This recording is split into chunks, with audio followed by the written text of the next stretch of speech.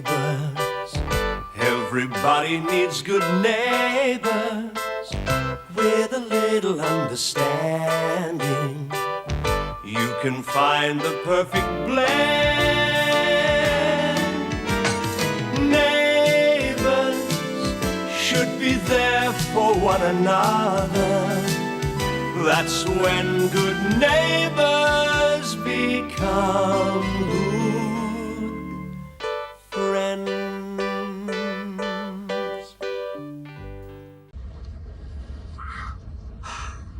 Oh, that husband of yours must have rocks in his head. On the contrary, he's a very smart operator. But when it comes to ladies like you, he's not. Mind you, I'm not complaining. I was hoping we could pick up where we left off. I was just saying thank you for a lovely ride, that's all. That's not what it felt like just then. Paul and I had a fight. I guess maybe I was using you to get back at him. You don't do a lot for a guy's ego, do you? Hey, Kamara, it'd take a lot more than a knockback from me to dent your ego. I know all about your little black book. Hey, I'll tell you what, I'll give you a chance to get even. Last one back to the stables, a rotten egg. Oh, I've got a feeling that I'm going to have egg all over my face. Again. What'd you have for breakfast? Cornflakes. Well, I reckon I could go another roll, budget or no budget. Mum always says you've got hollow legs. I had mine, I'm not really that hungry. You sure? Are you going to be working on Willie while Jane and I are studying? No, I told you, I can't do much till I get those parts we can't afford. You're a pretty crash shop mechanic. Couldn't you just make up the parts as you need them? Probably could if I had the manual. Where do you find one for a car that old? Go. Yeah. Henry? Oh, maybe later. Starving yourself isn't going to bring your customers back. It's not just that. Mum's right. After that dust-up with Kenny, Paul will find me for sure. Not when he knows the full story. Oh, want a bit? Look, I know he can be tough, but he'll give you a fair go. That'll be the day when anyone in Erinsborough gives me a fair go. Hey, hold a sec. That could be the answer. What do you know about? Well, Gran's pretty experienced in the community justice bit. Why don't we get her to mediate for us? A good one. Yeah. Oh, we'd never get Kenny to front, mate. Why don't you at least talk to Gran? Come on, mate. What have you got to lose? Right now, everything. How about this, Gran? Well, it certainly is different. Emerald will flip when she sees it. Wasn't it nice of Beverly to buy me all this gear? Hope Dad marries her one day. Darling, your father has other things on his mind at the moment. If and when he decides to remarry, it'll be his decision and his business. So butt out, young lady. Beverly bought me these scarves as well. Oh, I'd like to borrow this one. Go very well with my pink outfit. Hello! Anybody there? Oh. Hello, darling. Hi. Oh, Liz. Getting ready for the next overseas trip, are we? Nah, Beverly took me to the market. Yeah? Want to see what else she bought me? Just a bit later. I have to talk to Gran. Is that okay? About those notes? Yep. Kenny Larkin did it to get back at Henry. Oh, what a rat act. Very rat. How's Henry taking it? Well, there's not much he can do. Most of the customers believe the notes. He's practically out of business. That's not fair. Gran, I thought maybe you could help. Or get some action from the community justice. Well, it's not the sort of thing they normally deal with. I might be able to get it listed. Yeah, there's no time. Well, Henry's got no hope of getting any other work with all this hanging over his head. Couldn't you, do something off the record? Oh, I don't know, darling. But I could go over and talk to Henry. Find out what neighbours are involved. Oh, I knew we could count on you. Fantastic. That's really good. Now we look at my new gear. Okay, I'll look at it. Lucy, that is gross. Hey, don't throw that at me. What?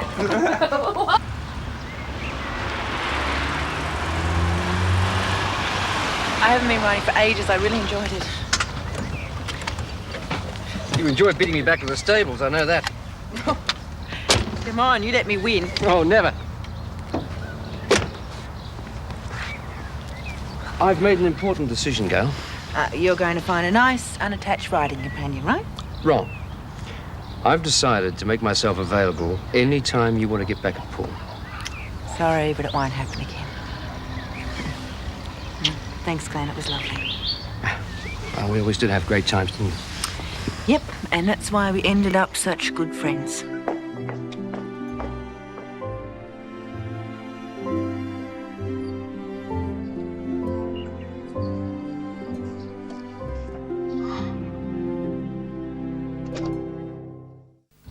I didn't realise so many cancelled. Almost everyone, apart from the family.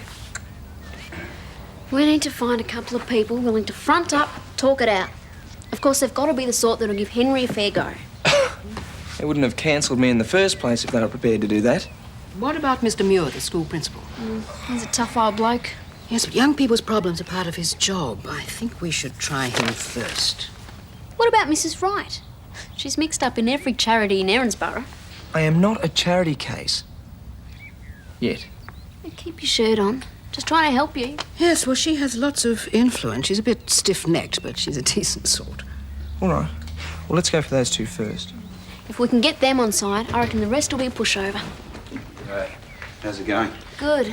If we can persuade Mr. Muir and Mrs. Wright to turn up. Yeah, well, do you think it would help if you could get a good character reference, Henry? Yeah, that's a good idea.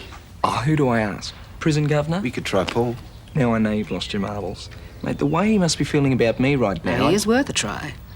Now, I'll ring Mr. Muir and Mrs. Wright and see if we can meet this afternoon. I don't reckon there's much chance of them wanting to meet any afternoon. Well, I don't guarantee it, but I will point out that everyone deserves a chance to explain themselves, no matter how bad things may look. Yeah, all right, Dad. Now take care, won't you? Love you too.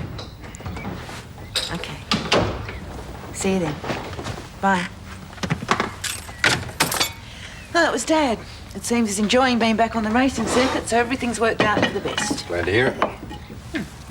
Where have you been, anyway? At the office. You really are a workaholic, aren't you? Yeah, we can't all take time off whenever we feel like it. I think you're jealous. Of what? Because I went riding with Glen. Why should I be? No reason. Anyone home? Here, come in, Scott. Wait. Oh, geez, don't you look flash, hey? Oh, thanks. Hey, Paul, have you told her you're an on-rider? Yeah, it seems to be the topic of conversation around here lately. Would you like a coffee, Scott? No thanks, I can't really stay. Jane's helping me out with maths again this Saturday.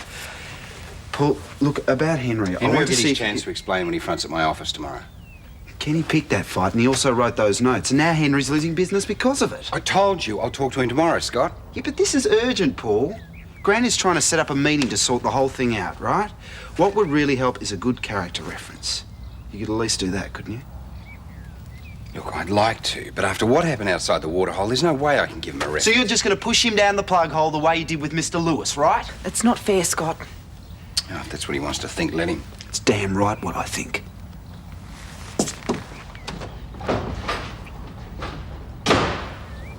Thanks. You've really done a job on me, haven't you? No, and I tried to explain. Yeah, Jim. too late. Now everyone in the street thinks I'm some kind of monster. Well, then you should know just how Henry's feeling. Gwen, seeing this is a kind of a formal meeting, should I take notes or something? It's strictly informal, darling. Oh, there they are. Henry, try and relax. And, darling, you can stay for the meeting if you keep out of the way and be as quiet as a mouse. Okay. Mrs. Wright, Mr. Muir, do come in. What am I going to say? Just tell them the facts, then let them do the talking. Old Muir's pretty good at that. Mr. Muir, for the purpose of me. How are you? Now, if you'll all sit down, we'll try and sort this out as quickly as possible. See, Henry and I both felt that if any two people in the neighbourhood would give him a fair hearing, it'd be you. Well, of course, if an injustice has been done, I do try to keep an open mind on these issues. And I never approved of the cowardly action of the person who left that note in my letterbox. But I made inquiries and discovered there was some truth in it. You did serve a prison sentence, didn't you? Yeah, I did. And he paid for his mistake. People like you just don't want to accept that. Lenny, please. It's true. If you were more interested in what a good job he does instead of listening to stupid gossip, we wouldn't have this problem. I see leaving school hasn't cooled that temper of yours, Charlene. If we were less personal about all this, I think we're more likely to consider the details rationally. Good idea. Oh, what? No, I am never, ever going to get this into my thick skull. No, because you tense up and give yourself a mental block. Just relax. You get into it. Well, you're a super brain. It's a breeze, isn't it? Well, it is now. But not so long ago, I had to work like mad to understand maths. You've always made it look so easy. Well, it wasn't. Everyone has a weak spot, and maths was just as hard for me a few years ago as it is for you now. So how'd you get around it? Oh, well, you know when Mum and Dad took off overseas and just dumped me? Well, I really hit rock bottom. I didn't have any friends, no outside interests, so I hit the school books. Even that backfired in the end. No, it didn't. You got fantastic marks last year. Oh, well, fantastic marks aren't everything. I still didn't have any friends. And the better I did at school, the bigger a dag you all thought I was. So I studied even harder and did even better, and got lonelier by the minute. I used to really envy you and Charlene and Mike and Nikki kidding around and having fun. But anyway. Never realised how bad you felt about it. Oh, well, we're all friends now. And I guess the schoolwork paid off. Now I can help you. You know, a lot of people wouldn't want to after such a rough deal. Well, I guess I take after Nan. I'm all heart. Do you want to try again? Now, let's take a break first. Get some fresh air into us. We can study some more at the park, yeah? Sure, yeah, it sounds pretty good. Let's go. What else have I got to grab? I don't want to be too long. I want to go back home and see how Henry did. Well, the sooner you know that page of formula off by heart, the sooner you can knock off for the day. You know what? You are a slave driver. And you are going to pass this year. Hey, catch. Test me. What was that formula again? Well, now you both know why Kenny wrote those notes. And I'm sure you'll agree that he's hardly a reliable source of information. But the facts were correct. Henry does have a prison record. And it's unfortunate, but, well, most people are reluctant to employ someone they feel is untrustworthy. Well, Henry made a mistake, but he's paid for it. Now, Mr. Muir, as a headmaster, you must surely understand that that doesn't necessarily mean that the boy will go on making mistakes. A great many do. Well, they're the ones we hear about. There are plenty of others, like Henry, who go on to become decent, reliable citizens. Mrs. Daniels, I'm a widow, as you know. I live alone. I hire this young man to mow my lawns, and when he's finished, I invite him in for a cup of tea and I pay him. He knows the layout of my house and where I keep my housekeeping money. Are you saying my brother's a crook? Well, he could be using his work to set up burglaries. Oh, I'd like to give you the benefit of the doubt, but quite frankly, a woman in my position, well, if I'd known you'd had a prison record, I certainly would never have employed you. Great. All right, let's just forget it, will we? Down, Well, what's the point? I should have known people like you would never give anyone a fair go. Well, if that's your attitude, young man, I do agree. There's really no point in us continuing this discussion. Please, I have something further to say. And I'd appreciate it if you'd all listen.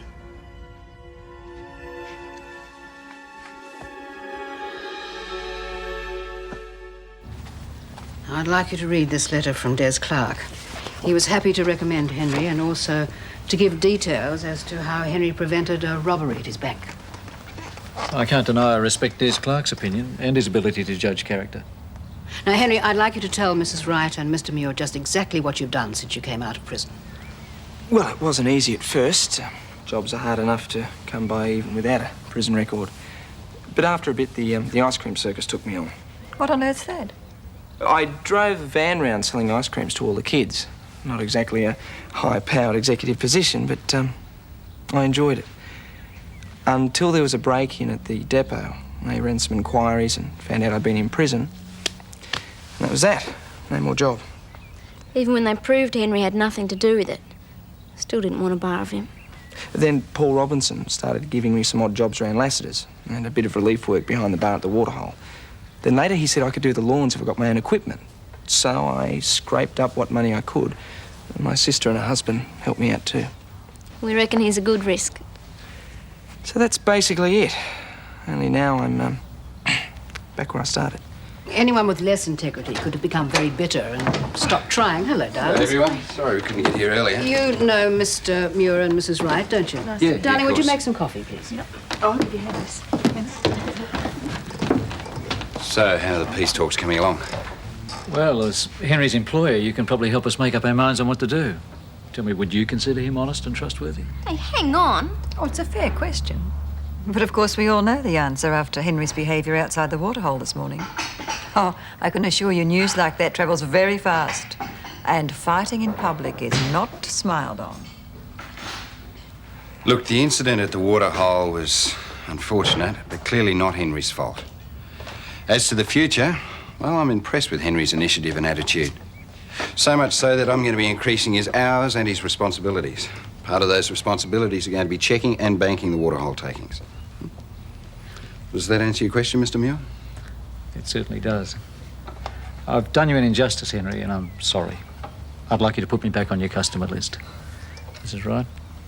Could you fit me in this afternoon sometime? No problem.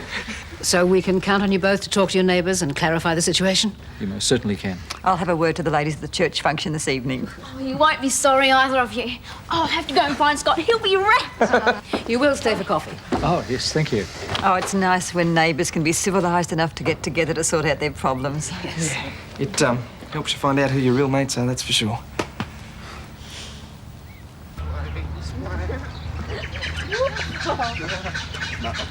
All right, what's the distance formula between xy and x1, y1? Don't you know? Square root of x minus x1 squared plus y minus y1 squared. Terrific. Yes! That's 10 in a row you got right. Yeah, well, I think we should take a break. I don't want to push my luck. Well, you're relaxed. That's what did the trick. Yeah. You know, I reckon you're right, actually. The teacher's always right. Remember they used to tell us that at school? You are going to have to be one smart cookie to get me through maths this year. You know that, huh? Oh. Well, when you write your first bestseller, I'll expect a free autographed copy. Free autograph bestseller? That sounds pretty good, you know. Geez, I haven't done this for ages. Oh, Right, there we go. not too high. This is the first one. Scott, not too high now. I won't go too high. I get airsick.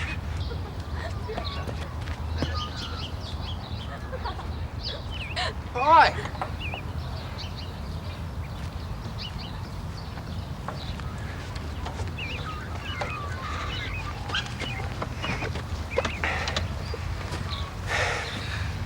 What happened to the study session?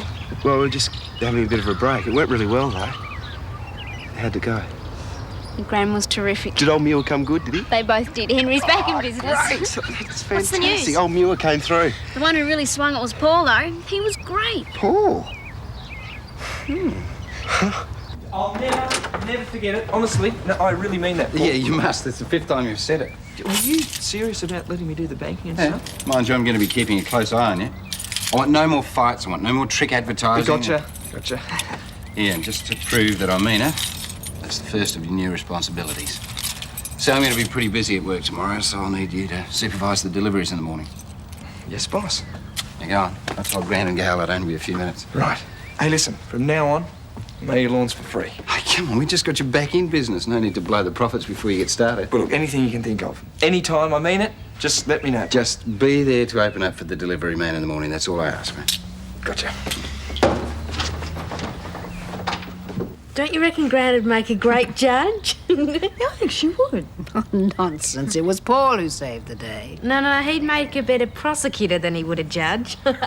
You have had all the excitement you're allowed for one day, so how about hanging up some of those new clothes? I saw the way you dumped them on your bed, young lady. All right. Hey, here, Lucy. Oh, she's a good kid. I'll take her horse riding again when she's up to it. Yes, she'd love that. How did your horse riding go this morning? Oh, it was great. Did Paul tell you about it? No. I saw you when you came back. Glen seems a very attractive young man. Most people seem to think so. Gail, I don't want to interfere, but Paul is my grandson, and Beverly gave me cause to wonder if your marriage is a happy one. What did Beverly say? Oh, it's just a passing comment. But the point is, how would Paul have reacted to that very tender farewell? Look, Glen came on a bit strong while we were out, and I told him it was no go. What you saw was just a bit of sympathy for an old friend, that's all. So you really do love Paul? Yes, I do. Very much. Far more than you realise.